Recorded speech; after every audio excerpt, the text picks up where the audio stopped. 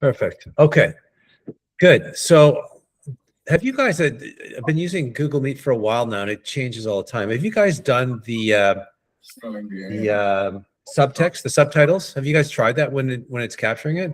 I haven't tried that. I've been nervous about trying to try it on a call. I'll have to try it my own and see what actually happens, see if it's any good. But that's okay. Hey, Dorothy, how are you? Good, thank you. Good. And I asked you a question I didn't even let you answer. There you go. I'm fired up, man. I'm fired up. The subtitles are different than meeting notes? What did it give me an option? No, I'm not sure. No, meeting notes I do all the time. It was, and I might have read it quick, but I think it was like closed caption. Sorry. Yeah, which I to reasons that. Yeah, I'd be interested to see how that would show up, like where that would show up, like for the whole meeting, just kind of in a bar, or like how that works. Does it show up? I think that would be really distracting, no? Like, yeah. I don't know, just me. I've been watching a lot of subtitle movies, even when they're in English, because sometimes like the characters speak so fast, you just can't catch them. I've been getting used to it, so I'm not sure if I welcome that. But I know what you mean. You can't read. If you're like me, I'm a slow reader, so you're reading and trying to look up every once in a while and losing your spot. So yeah, it's not gonna work. Richard, if you there's an icon, I think, in everybody's like the lower portion of your screen with the CC in it. Oh, if you just hit that button, you'll see it pop up, and it will start transcribing.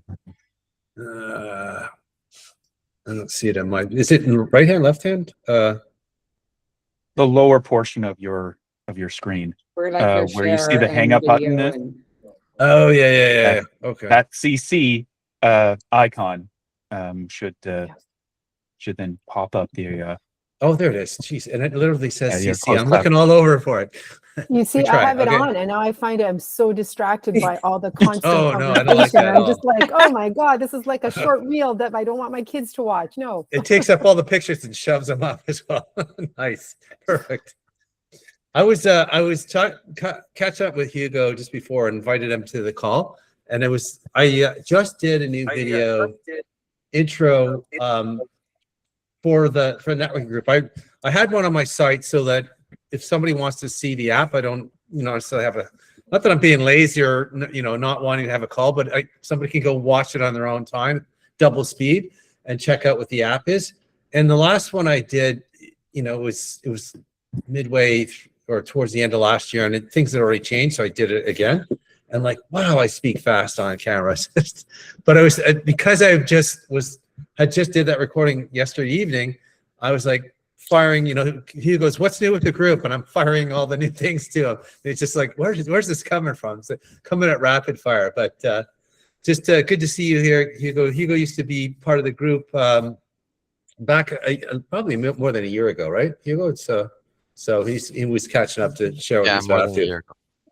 Yeah.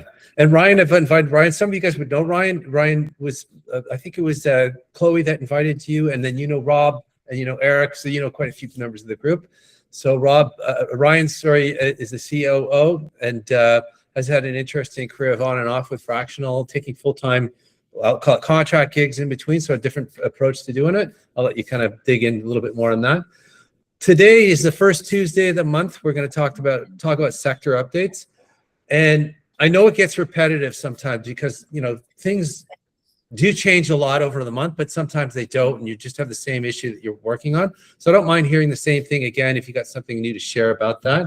I'm going to do that. That's why I'm saying it's okay to do that. And then the third Tuesday of the month, when we get together again, we'll talk about what's going on with you. So I'll kind of kick it off. I follow BDC quite a lot, Business Development Canada, because it's kind of what got me into what I do a little bit more in depth with the Canada Digital Adoption Programs. Also, BDC offers loans to companies that are a little bit more tolerable, I guess we would say.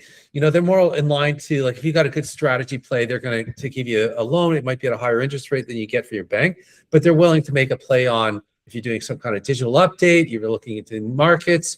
I've even heard people suggest them as a person to go to if you're trying to acquire a business and you may not have all the funds ready and you might not be a good candidate for the bank. So I listen to their quarterly updates. They have economists that will speak. They share a really good, quick update what's going on with the market, and then they always have something to talk about. And I wrote about that from the last quarter, and I wrote about it recently. So that's my quarterly update is nothing unusual. It's like, yes, uncertainty in the market, right? We're all hearing this tariff thing is not likely to go away with the CUSMA. Even if they do an agreement, they're not likely to agree for more than 16 years. They'll probably do a year by year if they do, or if they even do, if they might just go away with it. What it means is uncertainty for supply, trade talks, and everything like that, and uncertainty in general. Certainly what's going on from a global perspective with what's happening in Iran and right across the Middle East is slowly spreading out. It's creating uncertainty. So one of the things they found when they surveyed their target market is a lot of businesses are putting more emphasis on profitability. And I shared that with you last time. That's not changed. But one thing they did this time is they talked about some strategies, which are going to come across as like stuff you would have learned in Business 101, but a good reminder. They talk about you've got three basic approaches to grow your market if revenue is constricted and costs are high, et cetera. They talk about the build plan, which means you could look internally, find an area you want to cover, whether it be a new market, a new way of doing things, more efficient way of doing things. You could do that and handle it yourself. They talk about the partnership opportunity where you might, and my dad did this actually when he had a magazine publishing company. Back when databases were fairly new, he went in with competitors. They said, let's acquire a database together, partition it, and then share the cost of it, but go in with new technology. So like, I thought that was pretty innovative back in the day. So that's an example of partnering. It could be a partnering from a vertical perspective, like Marta and Christina, my partner, branding and CEO, or branding and paid media kind of thing.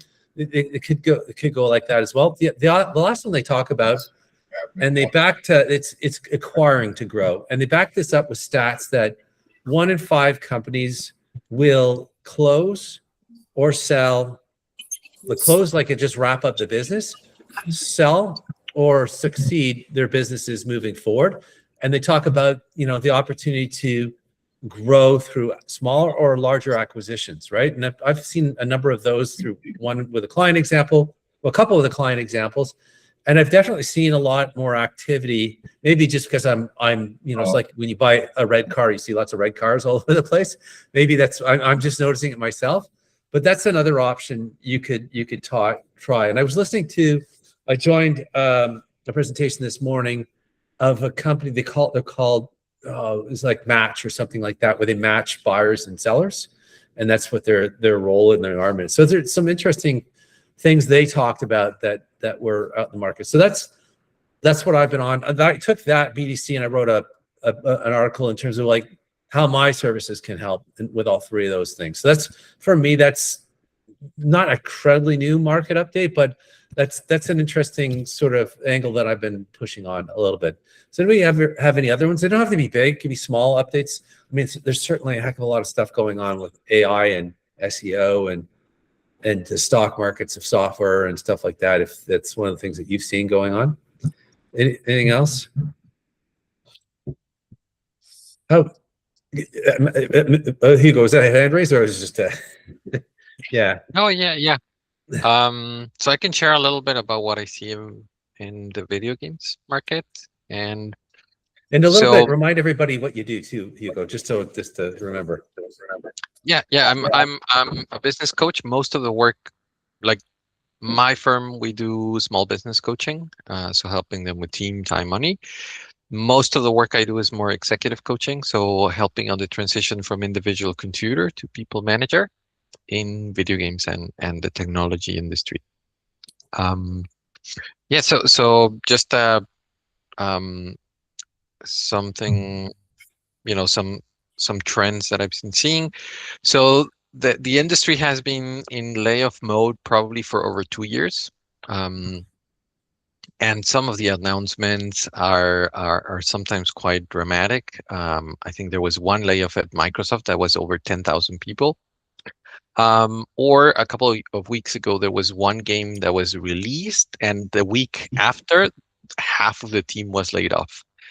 So the company probably knew that the game was not going to be very successful, and then just waited until the launch. But what's interesting is the industry is growing a lot, so it's still growing. I think that the couple of things that of trends that we're seeing is the big bets are not paying off as much as they used to.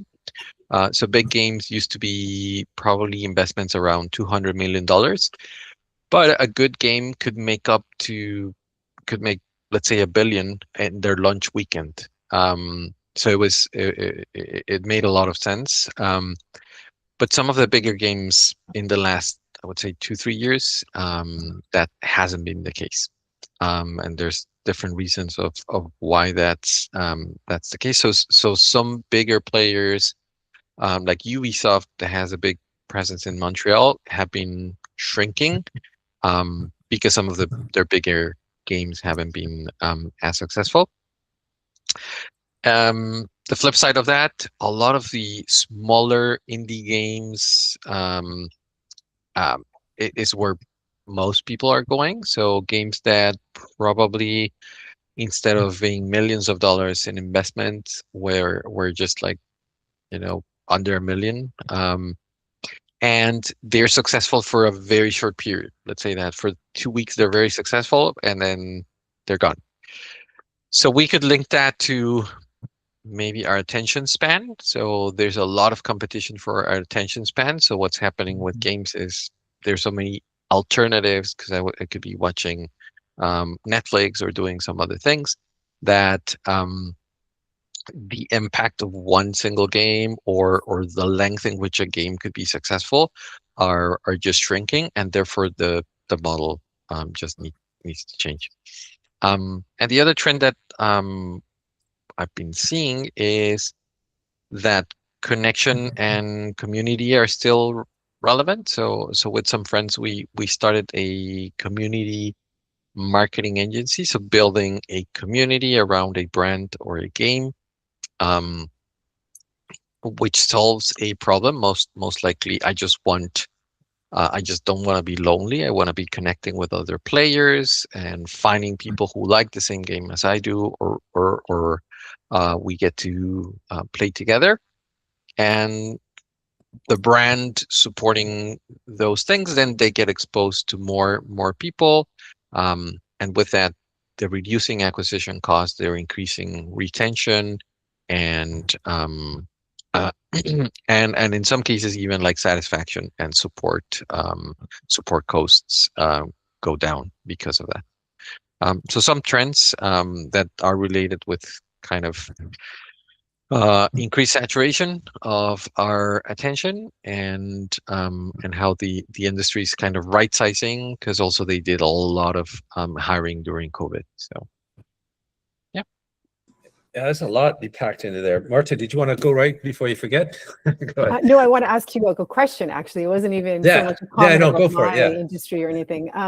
Hugo, how do you find that AI is playing a role in game development? And what I mean is, like, there's so much software out there that says, build your own thing now. How has that caused a disruption that you're noticing, like on a macro level, or Yeah. even micro? Yeah, I don't know. and probably similar as you've seen in other industries. I think there's an overpromise of what it can do. So a lot of companies are saying, yes, we're going to switch completely into AI, and it's a great excuse for doing some of the layoffs versus saying, oh, we overhired, like, during COVID. Other companies are, and some companies are embracing them in several stages of the product, whereas others are saying either we don't use AI, or we're going to use it for very specific things that are not the creative side. So for example, there's one company that's saying we're going to use it for a lot of the back-end productivity, but we will never use it for art, right? So for creative, for that, it'll still be human. And as in other industries, there's a lot of tools that use AI but don't necessarily replace the creative process. So, for example, I talked to one company a couple weeks ago that they just do better, like let's say digital asset warehouse management. So you may have a bunch of digital assets, so they help you find them faster using AI. So great, it increases like it just makes things more effective without affecting the actual product. So, but yeah, it's a mix. Go ahead, Ryan. Thank you. Thanks for that, Hugo. That's really interesting. I just wanted to share that I have a side project right now where I am building a game app using a tool called Lovable. That has been really fascinating. It's actually an adaptation of a board game that I developed with a business partner a few years ago.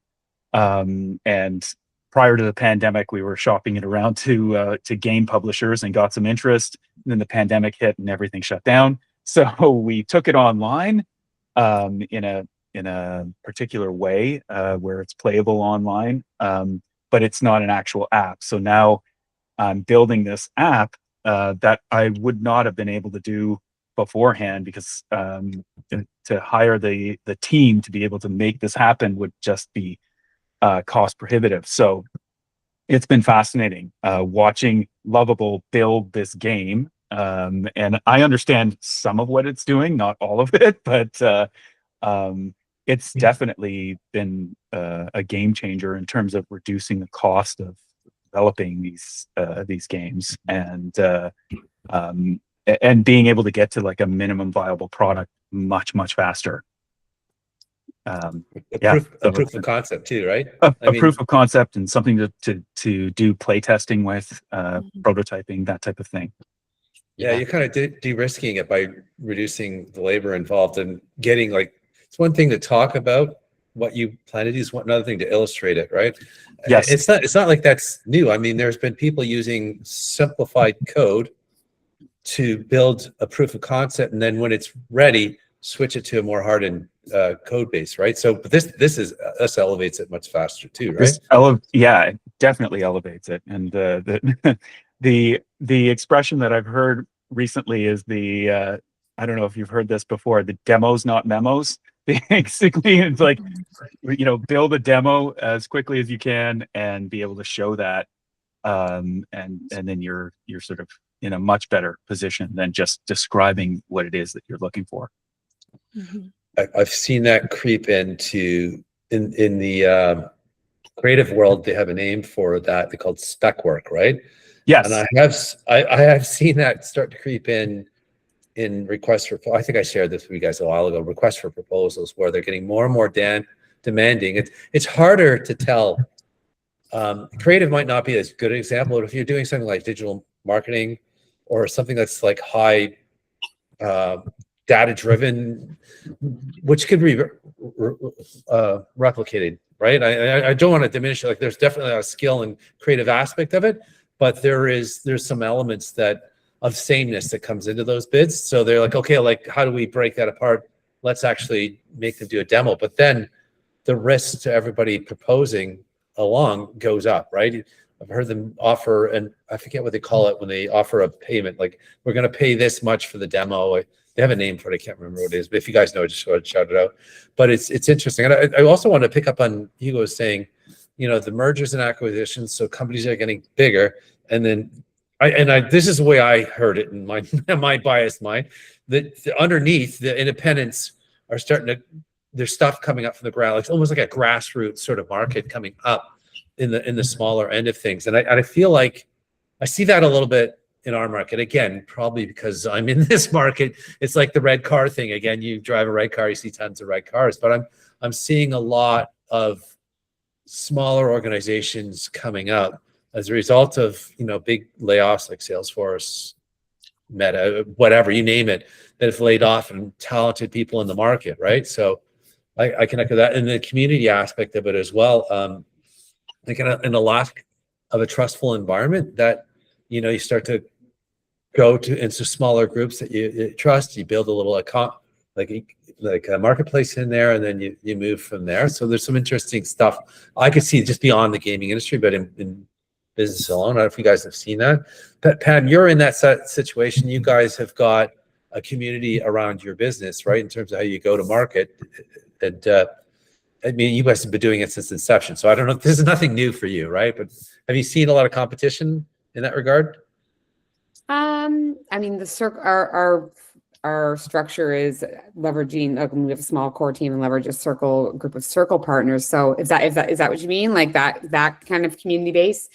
Yeah, I would say more and more people are actually joining that circle, in the sense that more people are kind of doing things independently, just like many people in this group. So I would say that model is actually helping us more than not right now, to be honest.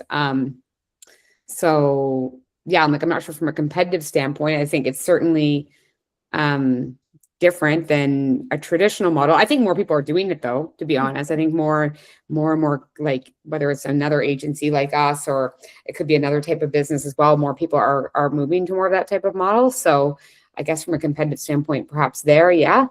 Yeah, and then, I mean, this is a little different, but, another part of our business is sort of a different arm of it, is a group, sort of a networking group that's sponsored by Left Turn Strategy, but it's kind of its own entity, targeted at women in sort of more advanced stages of their career. It's called Leading Left. So we've actually seen that's actually been, not to talk about our business, but from like maybe a kind of a trend, is I think groups like that are actually, people are craving that type of community and connection, and sort of, I'm going to call it outside inspiration, that's actually leading to actually more work for us, ironically, even though that wasn't the primary purpose of it. So I think just even aspects like that, whether it's maybe a little different than the gaming one, but I think anywhere where there is in this world that we're in, with the craziness and the, like, it's a pretty scary world right now with everything going on, right? So I think as part of our businesses, where there is an ability to create communities, whether it's one like this and any type, people are looking for that and really craving it. So I know maybe that's a bit of a trend I'm seeing. I think that's become really top of mind for people, and we're seeing people really want it. I really like it. And I like that you named it after it was named after the company. Would you mind telling me a little bit more of the premise of the group? Like, I know it's women in business. Yeah, it actually started when the two founders of Left Turn started it when they started Left Turn Strategy, but then COVID hit, and that kind of hit an end to all in-person networking, right, for a time being. So then post-COVID, just kind of with getting the business up and kind of growing again, it just sort of fell back to the wayside, but was kind of been relaunched in the last year. So it's basically just a network of sort of women. And it's not like invite only. I would just say that we always say it's not meant to be a mentorship group for people younger in their careers that are looking for like mentorship. That's not really the purpose of it. It's more meant to be for people that perhaps are, again, a bit more senior in their career, maybe at a leadership level. It doesn't have to be, a CEO, but just in a kind of that different stage, like, and are looking for sort of a safe, they don't feel the need maybe where they do at work, where I'm like, I need to mentor this group, and I'm sort of kind of on all the time. This is an opportunity to connect with other like-minded women. And I mean, it can be, there's a kind of a charity aspect to it. We try to do things in support of, United Way and things like that, or different events, but we also gone and played pickleball and, things like that. So it's just sort of like a group, and it continues to grow. So it's not to exclude the men on this call, but if any of the, women on this call are interested in learning more about it, certainly let me know. But we've just seen a really big, I think, interest since we've relaunched it. And I think just people feeling the need for that type of connection and community, and based on the stage of life and career that they're in. So it's been really great to see just the resurgence of it, and just interesting of how much response has been to it. So I don't know if anyone else on the call has something similar, again, whether it's that type of networking group or ones like this, but just I think it's only growing, not falling back off, the need for these types of groups. Yeah, I love it. Go ahead, Christine. Sorry. No, I was gonna say I totally agree. Yeah, I'd love to learn more, Pam. But like 100%, there's different, like there's a community of women in the like, and not that it's all female focused, but like East End Connected, which is a bunch of business owners, and like there's different sort of intentional kind of networking that goes on, sort of part of those groups. So and even there's groups like that. Like, I think there's a lot of groups out there. I think it's just figuring out what is the group for you and what's going to hit your objectives. Like friends of mine have recently talked about like entrepreneur organization or founders club or different ones there. Like, but those ones are like higher price ticket. Like I think there could be $10,000-$15,000 to join. But then you also hear about the type of businesses there that are the size of the businesses. And so I think it's just finding your tribe and maybe being in a few tribes and yeah. But then also balancing that with actual workload too. So it's all a balance. That's a huge one at the end. I mean, because you're always like, when you're on your way there, when you're there, and you're on your way back, I don't know about you, but my little guy inside of my mind is talking back to me. It's like, you could be doing like 16 different things right now, but you meet one person, one opportunity, and it's just like levels it out. But I love that you guys are doing the charity work and the pickleball and like side, like, I mean, there's a whole bunch of interaction.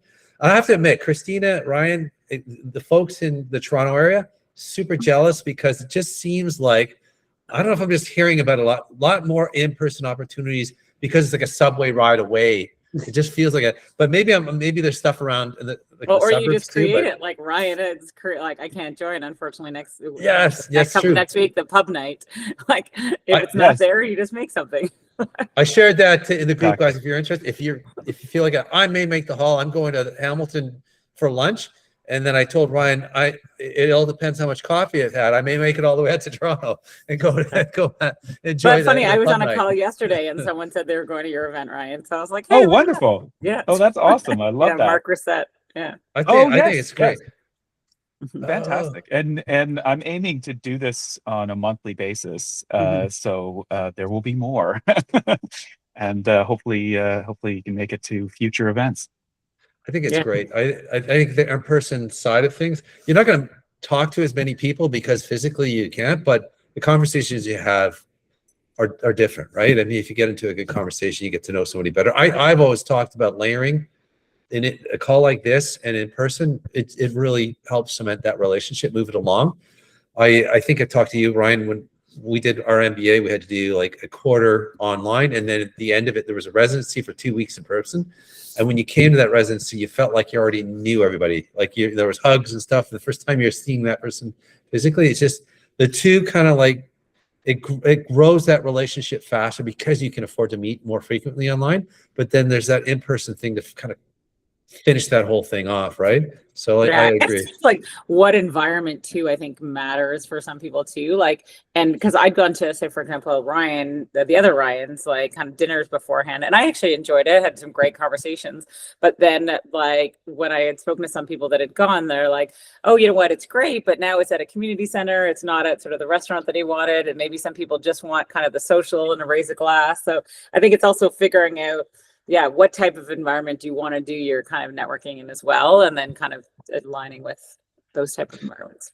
And that's what Ryan Wong, and I've been to his events. I went to one that was in a restaurant and a 4-seater table that I found worked because that's something they got 4-person communication worked really well. You could hear from everybody, have an intimate conversation.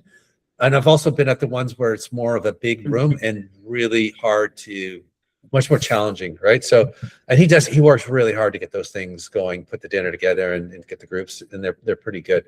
So hit and miss on those.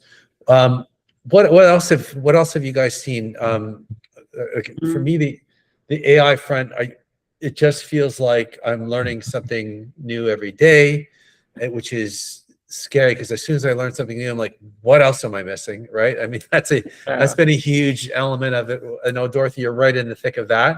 So go ahead, Dorothy. Yeah, it's funny that you speak to that because that's what I was going to share. But before that, I absolutely agree, Pam. I was going to also talk about community. That's what I'm seeing because we're craving this connection. And Richard, I've invited you to my MCC community. So you can actually come to our Milton Chamber event. It's pretty good. And Marta too. Anyway, this whole AI thing, it's moving so quickly and every day there's a new feature being added to a new tool that's coming out. And I recently heard someone said, which is part of my whole thing for this year, is instead of trying to keep up, which is impossible with all the AI tools and technology, build your infrastructure, build a solid foundation, build your systems, build your automations. Once you have that under control, then you have a really solid foundation that you can launch. But we're seeing where they're trying all kinds of tools. This one has come out, that one has come out. And so we get so confused and overwhelmed, yet our infrastructure is shaky. So that's what I would pass on to the group, because this conversation comes up all the time. Build something that's solid, stay focused on what's really important, what's moving the needle when it comes to the revenue, when it comes to visibility, the core things that we know that our business depends on. Build those things. Everything else becomes noise. Yeah, it's that FOMO that really catches you, because I've been like, I can't learn them all. I'm going to take this tool as far as I can. When it starts exhibiting weaknesses, then I'll try something else, right? And then I'll stick with that. It's just like software too, right? Whatever software you have is going to work until it doesn't, right? You're going to work but if you're not even giving it a try to get those processes settled, to get everybody used to using it, get the team working across it, you're not going to gain anything going to the next one. You're just to take the confusion you got right now and move it into another tool, right? So I'm glad you said that, because that lets me breathe a little calmer in that, okay, I'm just going to keep with this tool. I don't want to hear anything else about all these other great tools. I'm just going to figure out how to use AI to help me at the moment. And I think it's Marta, you're next. Go ahead. Yeah, I just wanted to mention, maybe it's a bit of community, but it's a bit different in the sense that I joined a community of mentors. And I think there's so much experience that we all share here. I don't know everybody's, you've been in your business 20 years or 10 years. I'm not really speaking to your tenure in terms of years, but just, it always seems to me that fractional people have run the gamut at different environments, at least, if not a very long time. So I joined, and I'm fairly new to the mentor team, but it kind of felt like that need of giving back, but not just that. It was just like another way for me to learn without being tied to, like, it has to be software, or it has to be like a skill that it can only be taught through this process. Like, I actually wanted to, how can I grow by mentoring somebody? Like, what is the relationship going to do for me? And then, of course, the giving to the other person. And I typically am a part of a team. So I choose to mentor, not solo, which you can do. And again, it's a program called the Startup Lab. If any of you are interested, just email me. I'll connect you to the person. It's a program run out of Wilfrid Laurier. So it's out of that school, the business school there. It's called Laerdus Business School. Anyhow, but my point to that, it's not the details of it really. It's like the purpose behind why did I choose to do it? Because, we're always all saying we're time starved. I like Dorothy was saying, is that going to move my needle? Is that going to really bring me revenue? Probably not. But is that all we're in business for? No. Like, I would like to believe that we're all in business for many reasons. And, you need things to fill your cup too, right? So I thought, okay, this could probably fill my cup a little, as well as I'm sure I'm going to learn something for it. And like, notice even my gaps. It's like, oh, when I was mentoring that session, I totally forgot that maybe I should have touched on this and this, right? So, and it goes back to kind of like a community thing, but it's a different angle of community, right? Because there's a direct relationship. There's a direct expectation in that relationship of, you're going to offer advice, tips, guidance, that kind of thing. So I just wanted to bring it up. I think there's a lot of people out there that don't know about these kind of programs, and I think they're quite cool. So that's a good one. And you know what? I've done that, and the first thing that comes in the back of my head is a little bit of intimidation in terms of do I know enough to share with others, right? But the funny thing that happens when you're mentoring other people is you have to teach, you have to know, right? So yeah. there's a almost like a force of preparation, and like you not only are they learning and benefiting from your experience, you're accelerating your own learning by explaining it, right? Like exactly. Unless you can explain something, you don't really thoroughly understand it. So I think, and believe me, those that are receiving, the mentees are very welcoming to what you're and you surprise yourself in terms of what you knew. So I think that's good. I've heard of that one. Somebody else say they're going to that one. Do you know, is there others from this group that go there? I introduced Eric. Eric, from our that's the group, one who told me. and Yes, Dorothy's that's been right. recently introduced to the person who runs the program, I think. And then I was introduced by a member of our group, and this is terrible. She hasn't come to the meeting for a while, so now her name is escaping me. But she is a fractional CFO, if I'm not mistaken. Yes, her name will come to me. But anyhow, Is it Jessica? Jessica, that's it. Jessica. Okay. Ma, Yes. right? Yeah.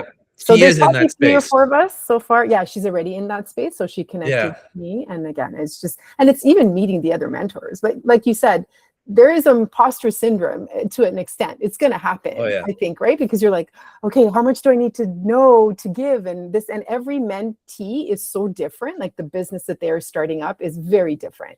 You know, you can go for something that's sports related to something that's SaaS to something like, it's just very different. Yeah, and for those that aren't doing it and want to get involved, like a school ideally nearby, so you don't have to do a lot of commuting, but they all have something like this, even down to the little school within the college, right? I used to be attached to Humber's School of Media Studies. I taught there, but then after I left, I still continued to go for portfolio shows and things like that. It's their purpose to be anchored into the business community. So you offer a value just by being into the business. But then for you, from a networking perspective, from learning yourself, it's hugely rewarding if you can afford to do that. Go ahead, Kim. Yeah, so I know there's a few of you on the call that may not know me. I'm a writer, and so AI is obviously a huge topic kind of in writing. And just to tie into what Dorothy, what you and Richard, what you've been saying about building a system, and not like, I'm aware of all the tools that are out there, but yeah, I can't just keep up and always be trying to find out what's the best tool. So I've been building kind of that infrastructure and the systems with a couple of tools rather than trying to always try to find out what the new thing is, and not always knowing if it is, not giving it the opportunity to try. So it's, building that infrastructure I think is really important. So thank you, Dorothy and Richard. I was thinking about you, Kim, with the AI and what you do for a living, right? Because there is that human aspect. It's almost like you said, you've been doing a lot of editing, a lot of pulling things together, even just like sourcing, right? Like, okay, that's a fact. Where did that come from? Like knowing those skills, like that's an important layer to put on top of anybody that's doing work with AI, because if they're not, it's so easy to sniff out, right? So it's like, I was going to ask you about that. So I'm glad you brought that up. Appreciate it. It's so true. Like with a lot of the fact checking, it's like so many people just say like, oh, I'm just putting it through like whatever platform. And it's like, well, where are you actually getting the information from? Is it accurate? Yeah, 100%. Christina. I was just going to say 2 things. One, I'm just curious, just as we were talking about all the different tools and anything, like I was just reading an article about how like whatever the adoption for Claude and like Anthropic wasn't huge. And then with everything going on with the US and like them being declared a supply chain risk, they're now actually one of the most downloaded apps sort of out there because everyone's now curious. So it'll be kind of interesting to see, I guess, how that plays out. And then also sort of the resulting, because as far as I understand it, sort of they're taking a stance on the safety component. And so whether that will kind of give some people caution of wondering, okay, how safe certain things are or not. And I know that's kind of a huge like question about it and whether it'll affect others. So that's sort of something sort of on my mind. And then, like obviously AI 100% like affects a lot of what I do as well. And I think it's just going to be interesting. I feel like a lot of it is communication as well. Like for me, about 75% of my business is Google Ads. Then I'm doing AI search consulting and kind of a small portion of SEO. But there are some things, and obviously talk, whether it's Meta ads or Google ads, about, oh yeah, you know what, you can press a button and something will come out. But I even see kind of AI options as I'm building like campaigns now, and like there's just like, there's something there, but it's not strategic. It is not like going to your target market, and like it's sort of, so people are going to be able to do it. And so I feel like it's just communication also with some people about like absolutely leveraging the tool, and nothing about trying to like keep business my way, but working with whoever it is that is like an expert in the space to kind of help guide that AI. There's that paradigm. You don't know what you don't know, right? Like, and like you wouldn't even, would somebody without your skill set pick up on what you're noticing, right? So this is like, I mean, this expertise layer is at least it is right now. It's necessary in my opinion, right? I'm certainly hearing, like, I don't know about you guys, and I see you guys with your hand. When you were talking, it reminded me, the AI, when it answers back, is so fast and so easy to understand. I'm more demanding on tools. Like I use Salesforce, it builds reports in there, and I'm just so frustrated sometimes with the reports. And I've heard a lot of people on this team, they go and use Claude or something with Zapier and then hook it in and then pull it in through a chat GPT, like grab what it already has, pull it in so I can talk like a normal human to it, build a report that I want. So I don't have to deal with the stupid tools that like software is going to need to catch up. Like, and this, and I'm excited to see when that happens, but also frustrated waiting for it to happen. So yeah, go ahead, Dorothy. To your point, Christina, it's so funny because I have an article on LinkedIn. So there was the CEO of LinkedIn was in Davos in January. He was speaking at the summit, and he talked about the skills that the jobs that are going to go, and the skills that are required in this AI-driven world. And he spoke about 5 human skills that are required. It's great. He talks about it's great to understand AI literacy. That's a given. That's table stakes. But he says what's going to separate most of us, drum roll, it is the human skills. It is around curiosity. It's around courage. It's around communication. It's around compassion. And it's around creativity. The things that we're talking about here. And this is what we can never outsource. So for me, I mean, we've known this. What's old is new again. We as seasoned business owners, we know that you can never outsource the human side of it. So those of us here who are seasoned business owners, that becomes our competitive advantage, that we know how to leverage these human skills already. So even in an AI-driven world, we can still be competitive and still, you know, earn a living. So to your point, Christina, you know, when it comes to AI, I think we should just hold true to what we know as seasoned business owners that have gotten us through these years, and just leverage the tools that are there, and then leverage the human skills that we possess. Yeah, don't forget about those. Go ahead, Miranda. So yesterday I went to the Central Counties Tourism Symposium, which is all of the tourism operators in York, Durham, and Dufferin area. And it was great. I've been to these many times, and it's always very insightful. So the keynote speaker was talking about social media for tourism operators and what is working. And he did talk, you know, on length about video as the most used format of content that people want to see, which was, you know, nothing new. So that's expected. However, when the Destination Ontario people made their presentation, and what they do is they work with tourism providers, they match their budget, and they do paid campaigns, so Google and Meta. So this is maybe like for Christina or anyone else who does that. The interesting and surprising thing was when they said they found 7-week campaigns to be the best amount of time for them to learn, for the I guess the platform to learn or whatever. So they said 7 weeks would be the best time frame. But in terms of what they were actually using as the content for those ads, they were pretty adamant that they did not want video from the tourism providers. They actually wanted still images. And they found that the still images are what is working the best for these paid campaigns, which I thought was a bit odd, but I mean, they're using their stats and their data, so I didn't want to argue with them. But the other interesting thing that he said was that, yes, they want still images, but they don't want those kind of traditional posed models with their 2 glasses of champagne in a hot tub. They said those just don't work anymore.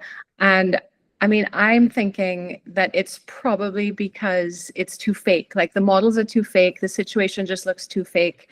The same way people don't like to see fake AI images. They won't respond to that. That won't sell them the service. So I don't know. I don't know if Christina has any thoughts on like, why is it that the still images are working better than video, even though the video is working better everywhere else? Yeah, no, it's an interesting comment. And oh my God, I just pictured 2 glasses of champagne in a hot tub, made me laugh.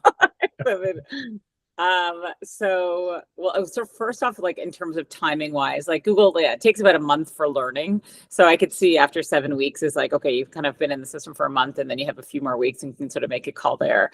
In terms of stills versus video, like there's a variety of different campaigns that you can do. And so you can have stills as part of search campaigns, and then you can have like stills and video, whatnot, as part of PMax, Performance Max campaigns or YouTube campaigns or whatnot. What I have found, I have to admit that Performance Max campaign, that there's been a lot of spam lately in those particular ones. And so from not from the video side, because actually I sort of disagree with them. Like I think video can actually be very, very powerful there. It's more that when you do a Performance Max campaign, it can be, and not to get into the weeds, but like it can have search, it can have display, it can have like YouTube, it can have a variety of different channels. And on the display side of it, Google can tend, like even if you put the most robust content suitability guidelines, just get some spam. So maybe Destination Ontario is saying, hey, I'm seeing a lot of spam or not great results with those campaigns. And so therefore it must be the video's fault. Like, I don't know if they're kind of diving deep and looking at, because you can very much in those see channel performance and see, okay, how it's doing, what conversions I'm driving, like through each area. So I don't 100% know, but yeah, I haven't necessarily seen that. I've seen some great results with video to be able to leverage. A classic case of correlation, not causation, right? So there you go. That's interesting. But I think it's probably, from what I've understood, and you can back me on this, Christina, like the adaptation, like having multiple different versions playing against each other and then do the variable testing on that. But it depends, right? I have seen, my wife watches influence. I bring her into these conversations all the time. She watches the influencers. We're thinking about traveling. It's our 30th anniversary this year. So we're thinking about traveling, and I have seen the use in the video of a still frame through the video. It's moving still. And there's something about that, and you would know this more than me, Miranda. There's something about that when you're watching somebody walking around talking that just kind of like relaxes you for a minute into a moment. So I don't know. Who knows? I'm grasping at straws here. I don't know. I don't have any data to prove back me up on that. That's good. That's good conversation. I think that was interesting. Some nuggets from there. Definitely. I think just learning and moving at your own comfort. I wrote. I did a blog post. I remember seeing James Clear. If you ever heard of the Atomic, and I've talked about this, that 1%. I have been using that for myself to kind of move to relax myself. In terms of the pace of how things are moving in the industry, just to relax myself, to allow myself to take this stuff in at my own pace and know that I'm getting 1% better and being satisfied with that. That's helped me kind of get over the FOMO a little bit. But I don't know if you guys have seen that as well. Like, I mean, have you tried to control the pace in terms of the way things are hitting you and just try to get past that control? Has anybody experienced that? Yep. I just like this, turn everything off. Yeah. Forget about all of these gurus and people are selling you stuff. I just stick to what you know. Trust. At the end of the day, I think it's trusting yourself that you know enough. Yeah. I just talk to Dorothy when I feel like this. Like every Friday. Let's talk. That's good. You guys do the accountability. Go ahead. Yeah, Sorry. yeah, we do it. It's pretty good. We have a nice structure going. Oh, that's great. For me, it's just kind of like trying to think about my day as like, when am I most efficient? When am I not efficient? Like, hey, you know what? First thing in the morning, I'm great. End of the day, you know what? I kind of, sometimes I can be great. Sometimes my mind can start going. So it's sort of working whenever's best for you. And then in my head, I always just try to think through like the important, urgent quadrant and kind of just prioritize things sort of based on that. I was going to raise that earlier, but then I thought, I don't want to be boring. But that quadrant and putting things in there, realizing you got to do the long term as well as the short term and not just the easy stuff, right? I think it's really perfect. I was going to tell you a story. You were talking about the human side, Dorothy.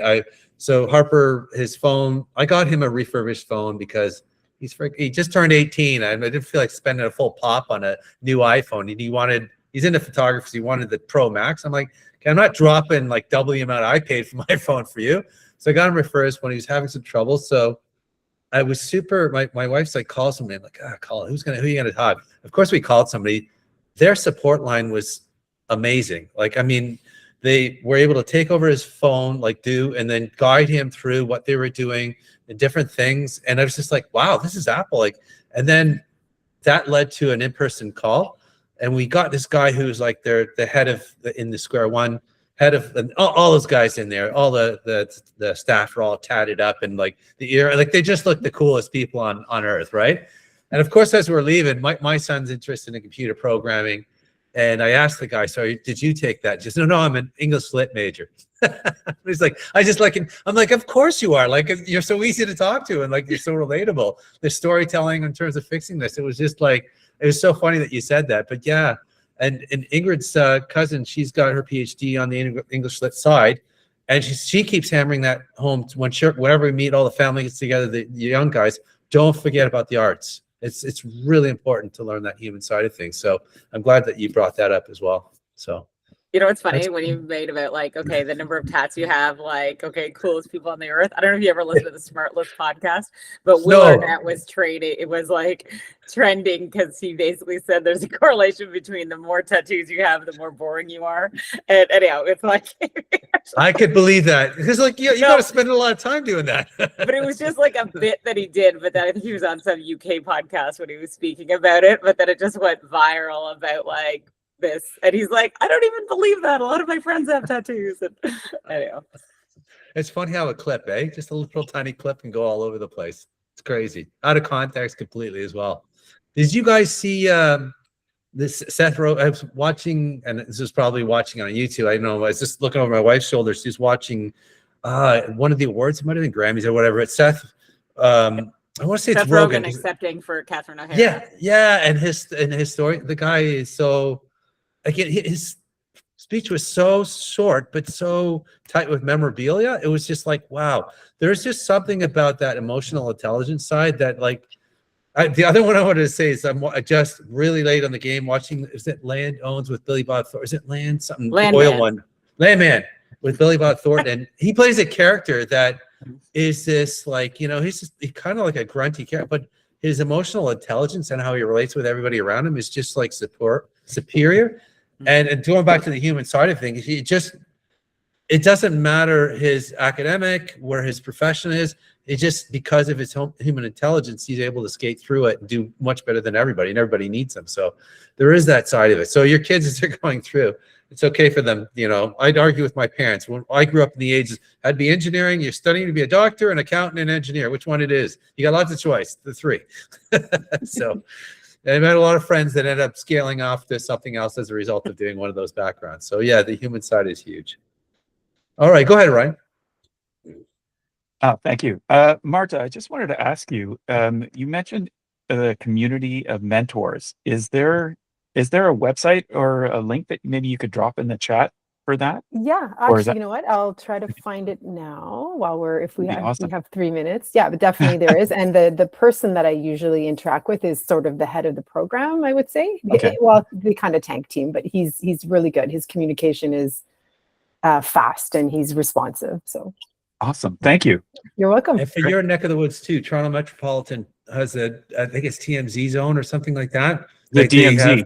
DMZ, Yeah. sorry. Yeah, I totally messed that up. But I'm sure there's other ones, whether it's UFT might probably have one as well, or and the numerous amount of colleges up there. So just to get you in your neck of the woods too. Fantastic. Hey, I'm going to. I think we'll wrap up. Good call, Pam. Thanks, guys. It was a good call. And unless I don't want to stop. If anybody else had one more thing to add, or we can grab 2 more minutes. No, you guys I know probably have a 2 o'clock call to get racy too. So it was a great conversation, guys. I appreciate it. I'll see you guys in a couple of weeks. And one thing before you go, the in-person meetups I'm doing. It's happening. This is the end of the quarter. So we got one in Toronto, one in Mississauga, one in Hamilton. Look on the app for the stuff. And if you're in my network, Ryan, I sent out an email about, you already know about it anyhow. We talked about it. And you too, Hugo. I don't know if you got that email. I think you're in my network to get where I'm going to be. So you're welcome to join us as well. Talk to you guys soon. See ya. Bye. Thanks. Great. Thanks all. Take care.